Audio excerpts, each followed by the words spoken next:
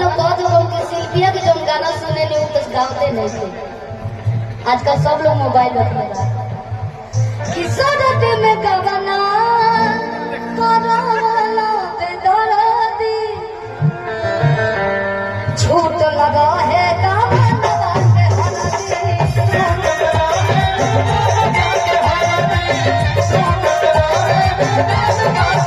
परिवार के भी लोग आइल बा, चाची लोग, दीदी लोग आइल बा, भाभी लोग आइल बा, बड़ा घर में लोग टीवी चला के देखे ला, गाना सुने ला,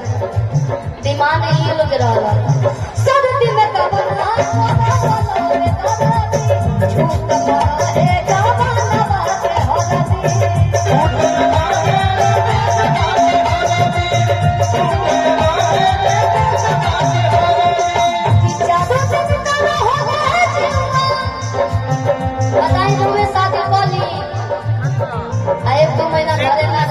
कैसा लगी 12 लेके चल जाए 12 चल जाए। अच्छा लेके अच्छा चारों दिन ना होने चलना ना हो गईले छोड़ के चारों दिन ना होने चलना ना हो गईले दिल वाले गईले हो दिल वाले गईले राजा हो तकले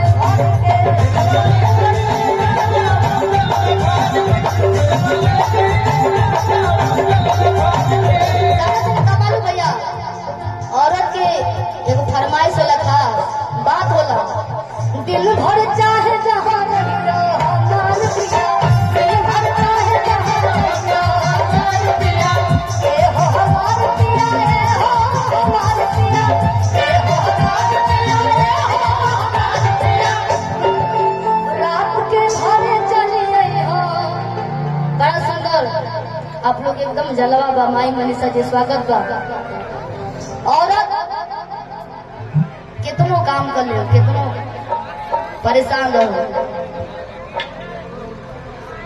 पति जब बाहर जाए कहीं भी नहीं होता